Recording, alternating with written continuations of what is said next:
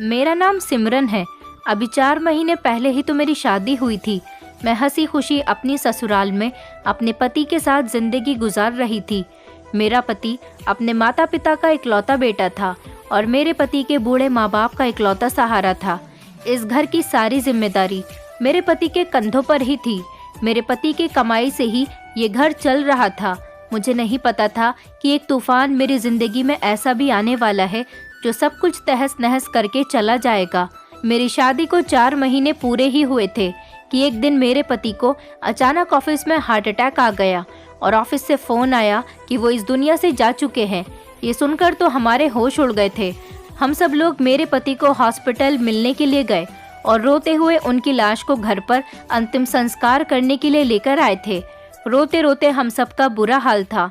अभी मैं जवान ही थी। मेरे पति मुझसे बहुत प्यार करते थे। हमेशा उनको अपने माता पिता की फिक्र लगी रहती थी। उन्होंने शादी की रात मुझे भी कहा था कि मेरे पेरेंट्स का हमेशा ख्याल रखना। मैं अपने पति की बात हमेशा मानती थी। मैंने अपने सास ससुर को हमेशा अपने माता पिता समान समझा था। हमारी ज़िंदगी बहुत हंसी खुशी गुजर रही थी, लेकिन जिस दिन से मेरे पति की मौत हुई थी, हमारा एक एक दिन रो रो कर गुजर रहा था। लोग मुझसे कहते, तुम कम उम्र खूबसूरत और पढ़ी लिखी लड़की हो, तुम्हारे लिए दूसरा रिश्ता आसानी से मिल जाएगा, इसलिए तुम शादी कर लो। लेकिन मैं हमेशा अपने पति की यादों के सहारे ही जिंदगी गुजारना चाहती थी।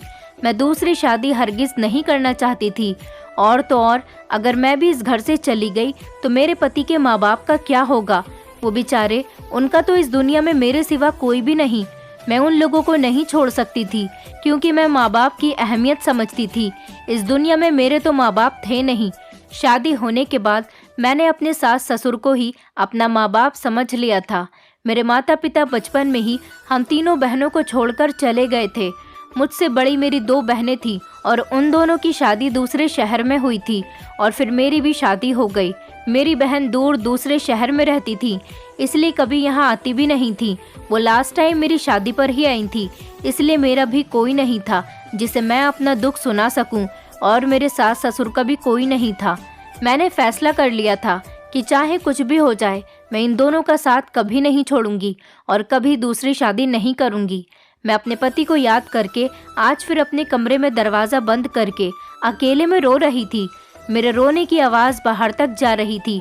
मेरी सास रोने की आवाज़ सुनकर कमरे का दरवाज़ा बजाने लगी।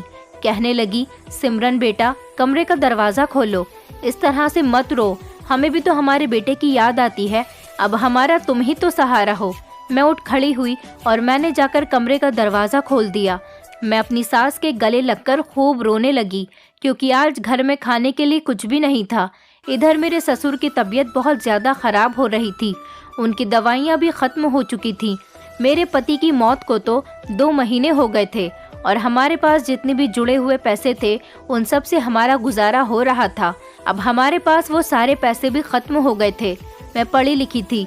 मैं चाहती थी कि मैं स्कूल में टीचर की नौकरी कर लूं, ताकि हमारे घर के हालात बेहतर हो सके। लेकिन मेरे सास ससुर शादी की जिद लगाए हुए थे। मैंने अपनी सास से कहा कि आप लोगों पर मैं बोझ हूँ जो आप लोग मेरी शादी करवाना चाहते हैं। मेरे पति का नाम गौतम था। मैंने अपनी सास से कहा, मैं गौतम से बहुत प्यार करती थी और मैंने उनसे वादा किया था कि मैं हमेशा उनके माता पिता का ख्याल रखूंगी। अब जब वो इस दुनिया में नहीं है तो क्या मैं उस वादे को भूल जाऊं जो मैंने अपने पति से किया था? मैंने अपनी सास से रो रो कर कहा कि मैं नौकरी करना चाहती हूँ और इस घर के हालात बेहतर करना चाहती हूँ और मैं आपका बेटा बनकर आप लोगों की सेवा करना चाहती हूँ। लेकिन मेरे ससुर तो मेरी शादी करवाना चाहते थे और वो मेरी नौकरी करने के खिलाफ थे। उनका कहना था कि लोग कहेंगे कि जवान बहू को नौकरी करने के लिए भेज दिया, उसको भरी जवानी में अपने बेटे की विधवा बनाकर उससे कमाई करवाते रहे और जिंदगी भर उसकी कमाई खाते रहे। लेकिन मुझे लोगों की बातों की कोई परवाह नहीं थी। मुझे तो अपने पति के माँ बाप की सेवा करनी थी। मैं सारी जिंदगी अपने पति की विधवा बनकर आसानी से गुजार सकती थी, क्योंकि मुझे कोई प्रॉब्लम नहीं थी। लोग क्या कहते हैं क्या नहीं, मुझे इस बात से कोई मतलब नहीं था।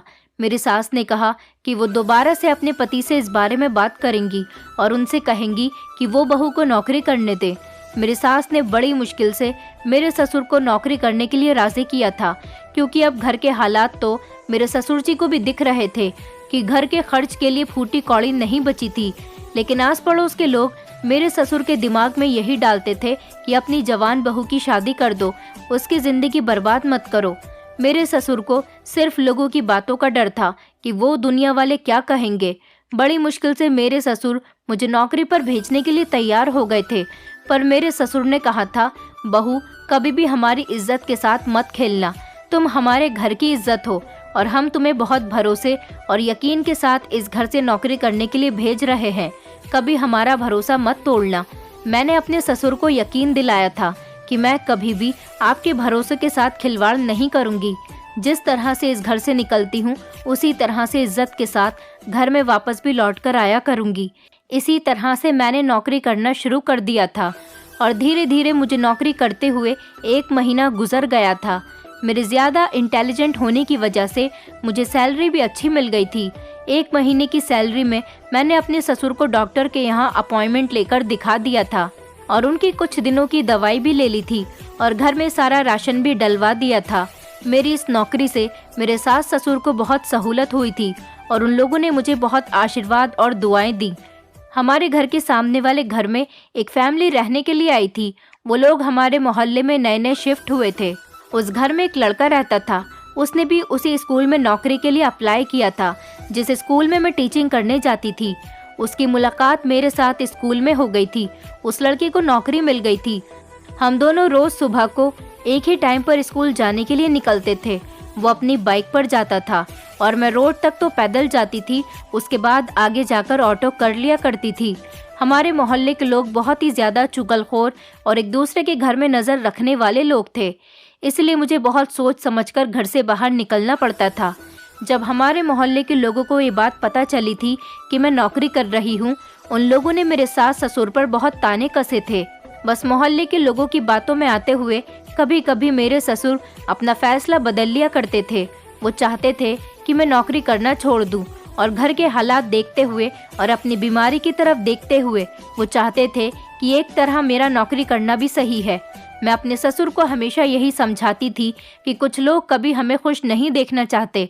अगर हमारे घर में 2 पल की खुशी आ जाती है तो वो लोगों को खलने लगती है। जो लड़का मेरे स्कूल में मेरे साथ टीचिंग किया करता था, उसने एक दिन स्कूल में मुझसे बात करने की कोशिश की। उसने कहा कि मैं रोज़ आपको सुबह को घर से निकलते हुए देखता हूँ। मुझे मेरी मम्मी बता रही थी कि आप अपने मम्मी पापा के साथ उस घर में रहती हो। हम लोग इस मोहल्ले में नए नए आए हैं। हम लोग जहाँ पहले रहते थे वहाँ पर मैं बच्चों को ट्यूशन दिया करता था और यहाँ पर मुझे एक अच्छा स्कूल मिल गया तो मैंने यहाँ पर नौकरी करना शुरू कर दिया। मैं उस लड़के से कोई बात नहीं कर रही थी, मैं खामोशी खड़ी रही थी। उसने कहा, आपको मुझसे बात करना पसंद नहीं आया क्या? मैंने कहा, मुझे पता है आप हमारे मोहल्ले में नए नए शिफ्ट हुए हो, आप अपनी फैमिली के साथ रहते हो और आपकी फैमिली में आपके मम्मी पापा और आपसे 2 छोटी बहनें भी रहती हैं। मेरी ये बात सुनकर वो हैरान रह गया था। कहने लगा, आप तो मेरे बारे में सब कुछ जानती हो। मैंने कहा, जी मैं सब कुछ जानती हूँ, लेकिन आप नहीं जानते कि हमारे मोहल्ले के लोग बहुत ज़्यादा चुगलखोर और दूसरों के घरों की बातें आसानी से हमारे घर आकर बता जाते हैं और हमारे घर की बातें आसानी से दूसरों के घर जाकर बता देते हैं। इसलिए आप भी अपने पड़ोसियों से सावधान रहिएगा। ये कहते हुए मैं आगे बढ़ गई। उसके बाद स्कूल की छुट्टी हो गई। वो लड़का अपनी बाइक से घर जाने के लिए बाइक स्टार्ट कर रहा था। तभी मैं उसकी बाइक के आगे से गुजरती हुई ऑटो रोक रही थी। उसने कहा, अगर आपको कोई प्रॉब्लम नहीं हो तो मैं आपको घर छोड़ देता हूँ, वैसे भी हम लोगों को जाना तो एक ही जगह पर है। मैंने उसे मना कर दिया और कहा कि नहीं, मेरी आदत है, मैं रोज़ ऑटो से ही जाती हूँ। उस लड़के का नाम पराग था। पराग बिहेवियर का बहुत अच्छा था और बहुत पढ़ा लिखा भी था। बच्चों को बहुत प्यार से पढ़ाया करता था। वो बहुत मजाक करने वाला इंसान था और ना जाने क्यों मेरे आगे पीछे मंडराता रहता था। मैं उससे जितनी दूरी बनाने की कोशिश करती, वो मेरे इतनी ही ज़्यादा करीब आने की कोशिश करता था। दिन इसी तरह से गुजर रहे थे। जिंदगी अब धीरे धीरे नॉर्मल रूटीन पर आई थी, क्योंकि हमारे घर के हालात अब धीरे धीरे बेहतर होने लगे थे।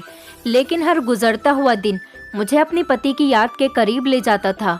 कोई दिन ऐसा नहीं होता जिसमें मैं अपने पति को याद नहीं करती थी।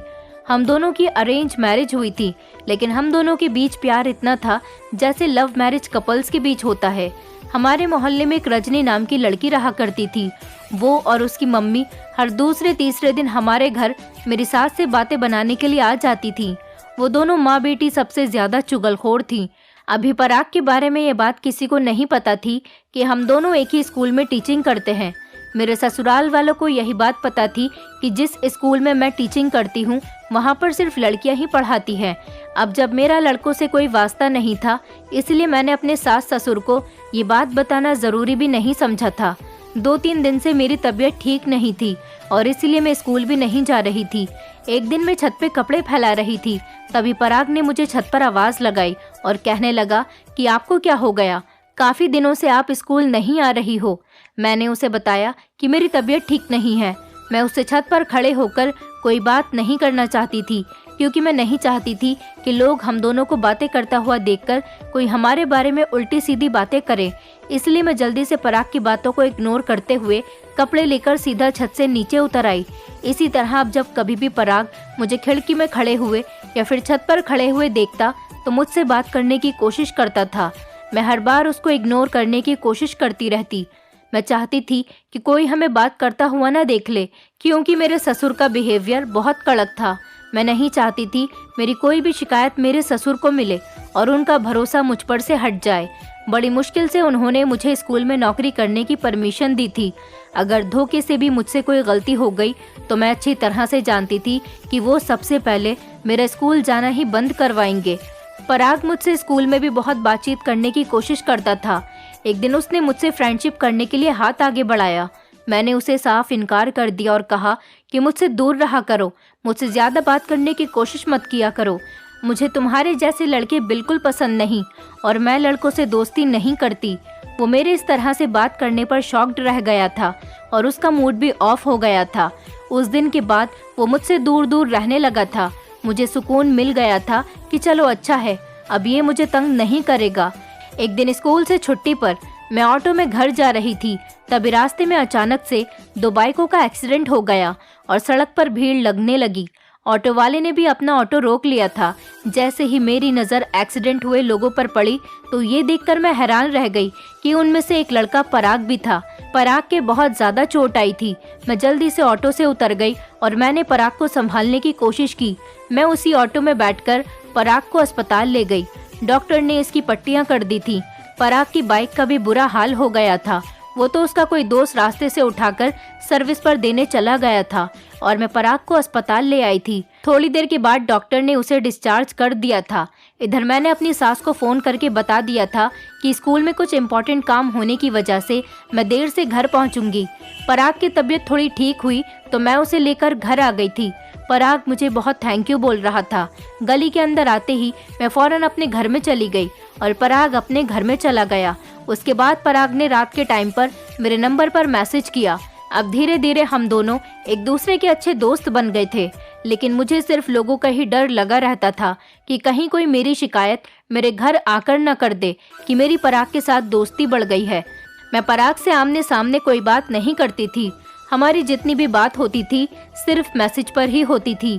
हम दोनों की बहुत पक्की दोस्ती हो गई थी। अब पराग मुझसे जिद किया करता था कि मुझे अच्छा नहीं लगता हम दोनों घर से साथ निकलते हैं और एक ही जगह पर टीचिंग करते हैं।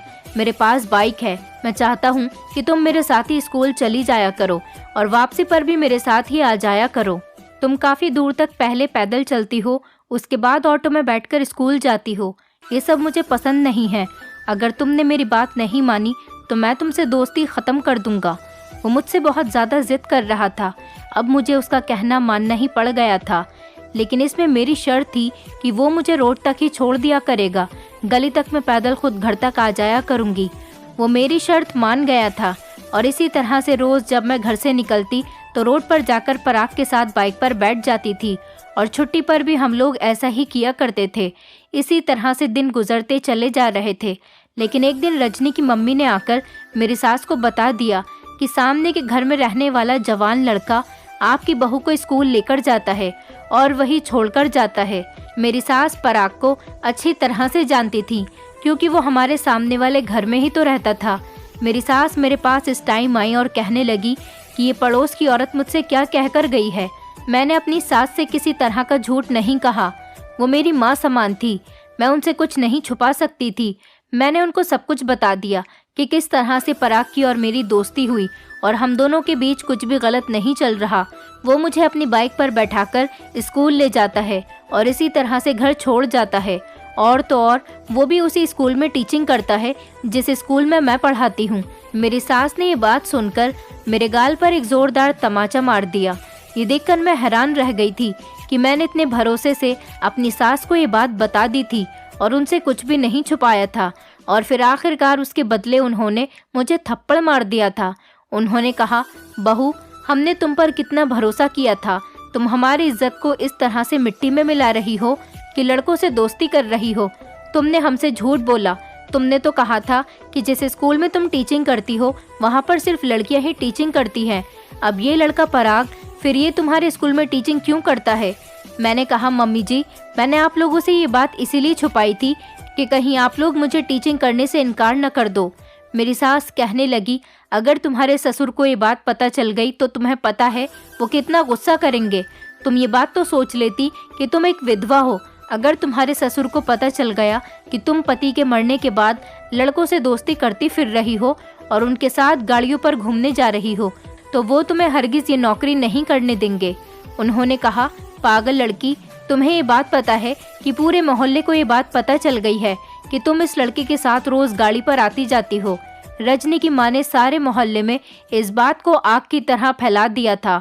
मुझे तो काफी दिनों से इस बात पर शक था और तुम्हारे ससुर के कानों में भी ये बात आ गई थी, पर मैंने उनको यही कहा था कि मैं पहले एक बार बहू से बात कर लूं, उसके बाद इन लोगों की बातों पर यकीन करेंगे। आज रजनी की माँ हमसे भी तुम्हारी शिकायत कर गई, जबकि वो इतने दिनों से पूरे मोहल्ले में ढिंढोरा पीट रही है। जब कोई हल नहीं निकल सका तो वो फेस टू फेस हमसे भी तुम्हारी शिकायत कर गई। अब मैं मोहल्ले वालों को और तुम्हारे ससुर को क्या जवाब दूं? तुम तो हमें कहीं पर मुंह उठाने के काबिल नहीं कर रही हो। इस तरह से हमारे पूरे मोहल्ले में बेइज्जती हो रही है। अब सारे मोहल्ले वाले यही कहेंगे, जवान बहू को नौकरी करने के लिए निकालोगे तो वो कहीं ना कहीं तो चक्कर चलाएगी ही। मैंने कहा, मम्मी जी, बस कीजिए। क्या आपको लगता है कि मैं किसी के साथ अफेयर चला सकती हूँ? उस लड़की के साथ सिर्फ मेरी अच्छी दोस्ती है। आपने मेरे बारे में ये सब कुछ कैसे सोच लिया? ये कहकर मैं रोने लगी थी। मेरी सास कहने लगी, बेटी, मैंने कुछ नहीं समझा। मैं नहीं चाहती कि लोग तुम्हें कुछ गलत कहें। तुम जैसी भी हो, हमारे बेटे की विधवा हो। तुम्हारा ख्याल रखना हमारा कर्तव्य है। तुम हमारे घर की इज्जत हो। मैं नहीं चाहती कि लोग तुम्हारे बारे में गलत बातें करें। और तुम अपने ससुर जी को नहीं जानती हो, वो लोगों की बातों में बहुत जल्दी आ जाते हैं। मेरी सास थप्पड़ मारने पर मुझसे माफ़ी मांगने लगी।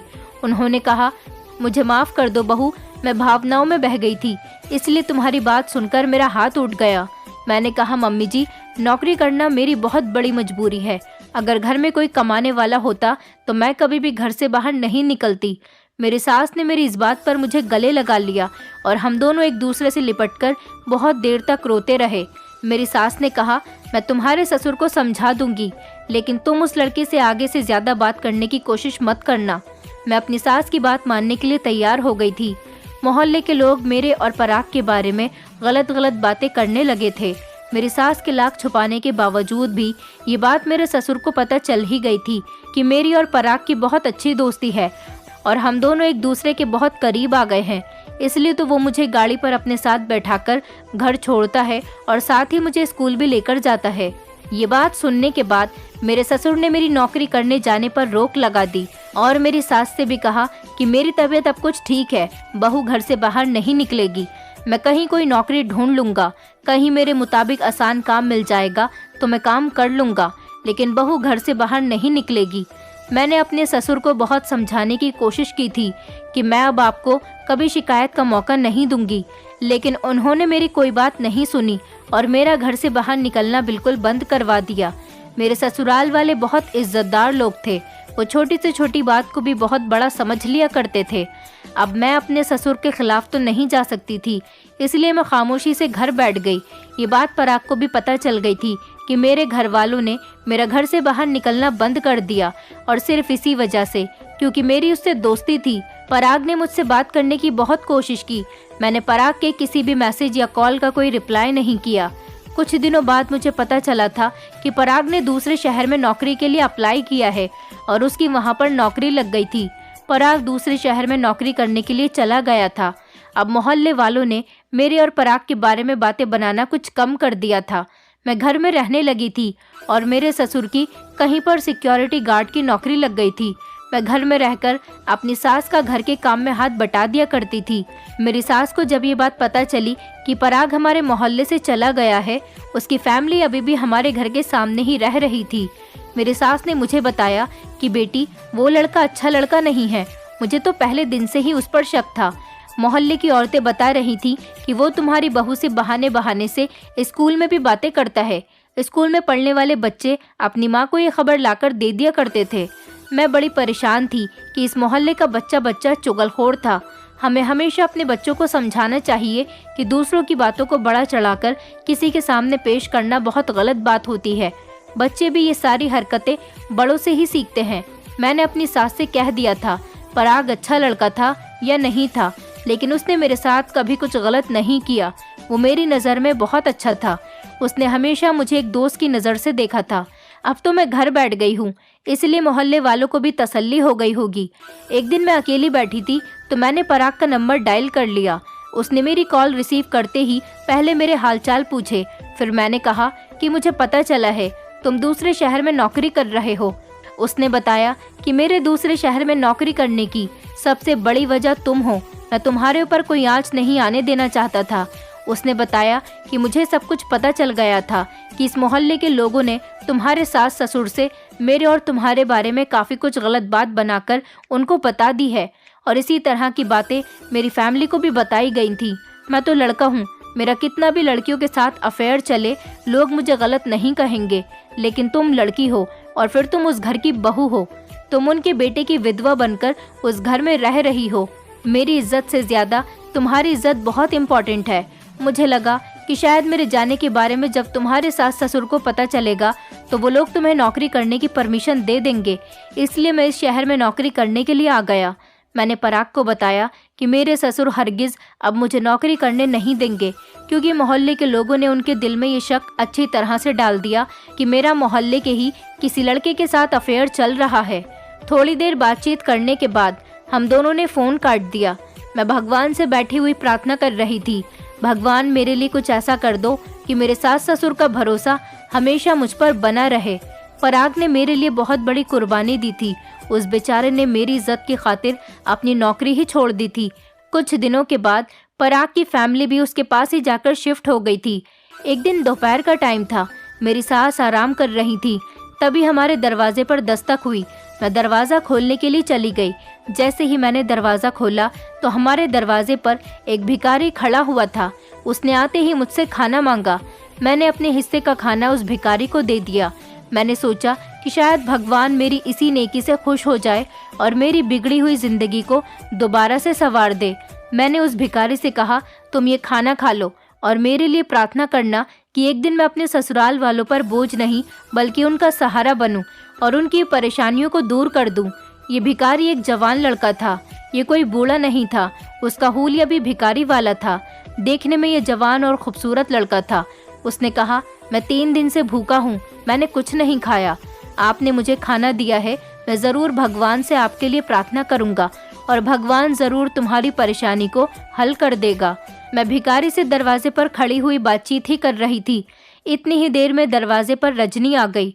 ये वही लड़की थी जो हमारे मोहल्ले की सबसे ज़्यादा चुगलखोर लड़की थी और इसकी माँ का भी यही काम था।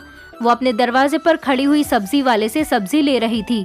मुझे भिखारी से बातें करता हुआ देखकर उसने जल्दी से अपनी माँ को भी दरवाजे पर बुला लिया। मुझे अब इन लोगों का कोई डर नहीं था, क्योंकि ये एक भिखारी था। उसकी माँ ने मेरी तरफ देखते हुए कहा, अरे सिमरन, इस भिखारी से क्या बातें कर रही हो? मैंने कहा, कुछ नहीं आंटी, इनको खाना दे रही हूँ। ये वही औरत थी जिसने पूरे मोहल्ले में आग फैलाकर मेरी और पराग की दोस्ती को गलत नाम दिया था। अगले दिन फिर से वही लड़का हमारे दरवाजे पर दस्तक देने लगा और आज भी ये लड़का खाना लेने के लिए ही आया था। मैंने जल्दी से इस लड़के को खाना लाकर दे दिया और उससे पूछा कि तुम्हें देखकर तो नहीं लगता कि तुम भिखारी हो। तुम किसी एंगल से भिखारी नहीं लगते हो। तुम जवान हो, खूबसूरत हो, तुम चाहो तो कोई नौकरी कर सकते हो। उसने मुझे बताया कि मेरा इस दुनिया में कोई नहीं, मैं पढ़ा लिखा भी नहीं हूँ, मैं बेरोजगार हूँ, मेरे लिए शायद इस दुनिया में कहीं कोई नौकरी नहीं बची। बहुत सारी नौकरियों की तलाश की पर मुझे किसी ने नौकरी ही नहीं दी। अब जब मेरे पास कुछ खाने के लिए नहीं बचा तो मैंने लोगों के घरों में खाना मांगना शुरू कर दिया। चोरी करने से तो बेहतर है कि मैं लोगों के घरों में भीख मांगकर खा लूं। मुझे उस बेचारे पर बहुत तरस आया था। मैंने उसको खाना दे दिया और थोड़े पैसे भी दे दिए और उसने मुझे बहुत सारी दुआएं दी। कहने लगा, तुम जो चाहती हो तुम्हें जल्दी ही वो सब कुछ मिल जाए, बल्कि मैं चाहता हूँ कि तुम्हारी पूरी जिंदगी संवर जाए। मैं भगवान से तुम्हारे लिए बहुत ज़्यादा प्रार्थना करूँगा। तुम्हें नहीं पता, किसी भूखे को खाना खिलाने वाले की प्रार्थना कभी रद्द नहीं जाती। मैं दरवाजे पर उस भिखारी से बातचीत कर ही रही थी, तभी अचानक मेरे ससुर आ गए और उनको देखकर वो भिखारी तो चला गया था। उन्होंने अंदर आने के बाद मुझे खूब डांट लगाई। कहने लगे, कितनी बार मना किया है, दरवाजे पर ज्यादा देर तक खड़ी मत हुआ करो। मैंने उनको बताया कि मैं भिखारी को खाना दे रही थी। मेरे ससुर ने कहा कि खामोश हो जाओ और कमरे में चली जाओ। मैं खामोशी से अपने कमरे में चली आई थी। न जाने मेरे ससुर के दिमाग में क्या चल रहा था, वो हर टाइम मुझ पर शक करते रहते थे। अगले दिन मेरे ससुर ने कहा कि मैं तुम्हारी शादी करवाना चाहता हूँ। ये सुनकर तो मेरे पैरों तले से जमीन निकल गई थी। मेरे ससुर ने रट लगा ली थी कि मैं तुम्हारी शादी कराकर ही रहूँगा। मैंने उनको बहुत मना किया कि मैं शादी नहीं करना चाहती। न जाने मेरे ससुर मेरी शादी किस इंसान से करवा रहे थे।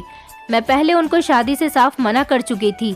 अब उनको न जाने क्या हो गया था कि उन्होंने कहा था कि मैं तुम्हारी शादी सिर्फ 2 दिन के अंदर अंदर ही करवाना चाहता हूँ। मेरे लिए अपने ससुर को समझाना बहुत मुश्किल हो गया था। उन्होंने मुझे अपनी कसम दे दी थी और कहा था कि हमने तुमसे शादी के लिए पहले ही कहा था, पर हमें क्या पता था कि तुम जगह जगह हमारी बेइज्जती करवाती रहोगी। अपने ससुर की ये बात मेरी कुछ समझ में नहीं आई थी। मैंने उनसे पूछने की भी कोशिश की कि आप क्या कहना चाहते हैं, लेकिन उन्होंने मुझे कुछ नहीं बताया।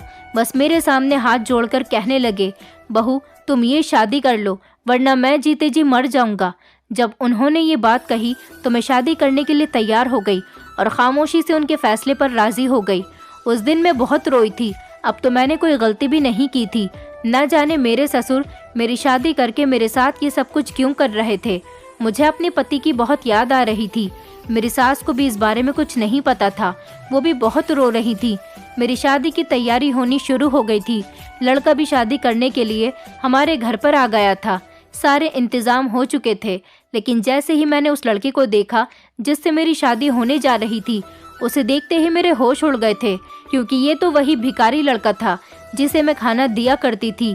ये वही भिखारी लड़का था जिससे मुझे बातें करते हुए एक बार मेरे ससुर ने भी देख लिया था।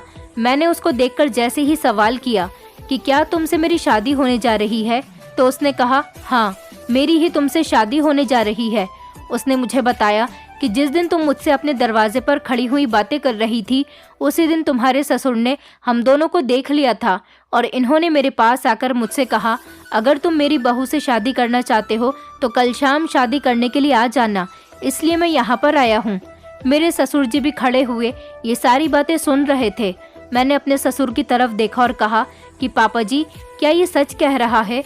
मेरी आंखों में आंसू आ गए थे। मेरे ससुर ने कहा, हाँ ये तुम्हारा आशिक है।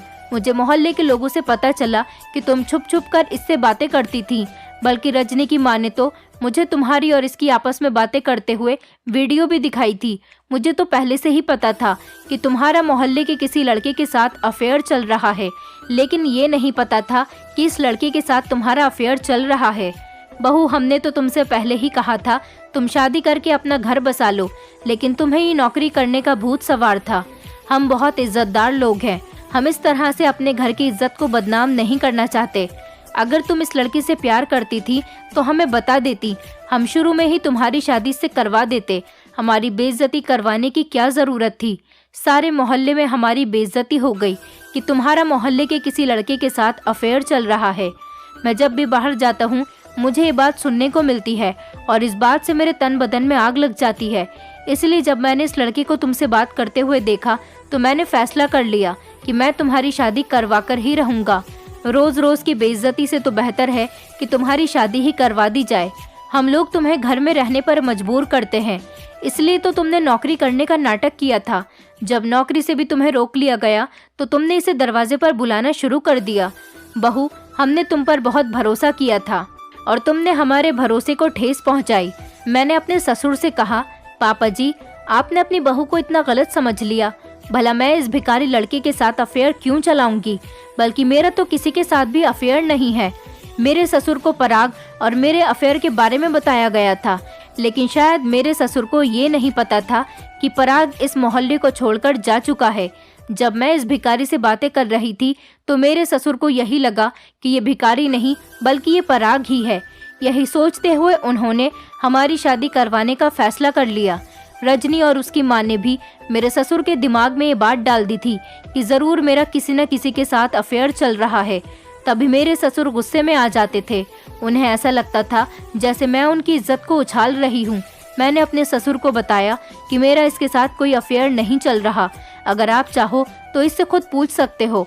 उस भिखारी लड़के ने अपने बारे में मेरे ससुर को सब कुछ बता दिया था और कहा था कि ये बहन तो मुझे सिर्फ खाना दिया करती थी क्योंकि मैं एक भिखारी हूँ, मगर देखने में मैं भिखारी नहीं लगता क्योंकि मैं खूबसूरत हूँ और जवान लड़का हूँ।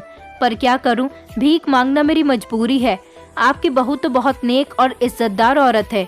इसने मुझसे कभी कोई फालतू बात नहीं की।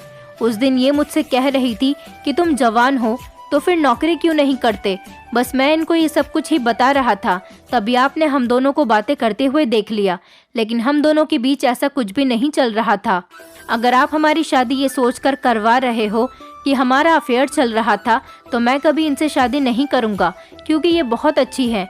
मेरी सास ने मेरे ससुर को पराग के बारे में भी बता दिया कि वो लड़का भी मेरा आशिक नहीं था, बल्कि वो सिर्फ मेरा दोस्त था और दोस्ती के नाते ही वो मुझसे बातचीत कर लिया करता था।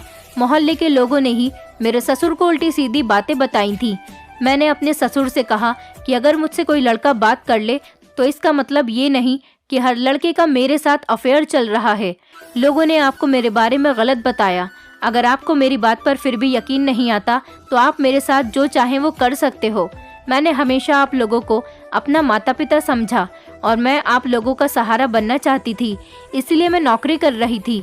मैं आपके बेटे की पत्नी थी और मैं आज भी उससे ही प्यार करती हूँ। मेरे दिल में कभी कोई नहीं आएगा।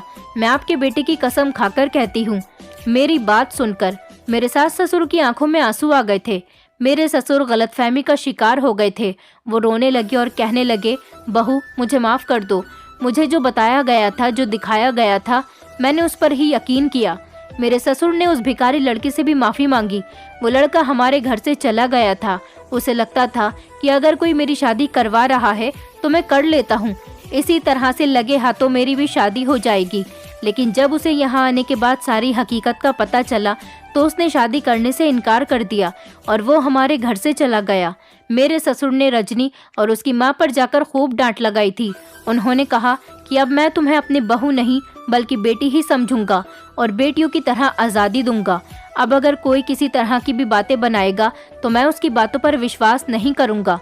ऐसा हादसा होना शायद मेरी ज़िंदगी में अच्छा साबित हुआ था, क्योंकि ये सब होने के बाद से ही मेरे ससुर मुझ पर भरोसा करने लगे थे। हमें कभी भी किसी की बात को चुगली लगाकर नहीं बताना चाहिए।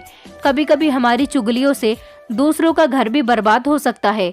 रजनी और उसकी माँ तो आज अपनी करनी को भुगत रही है, क्योंकि उन दोनों माँ बेटी की ऐसी हरकतों को देखते हुए मोहल्ले वालों ने उनसे घर खाली करवाने के लिए कह दिया था, क्योंकि वो लोग हमारे घर में ही नहीं बल्कि मोहल्ले के काफ़ी सारे घरों में लड़ाई झगड़ा करवा चुकी है।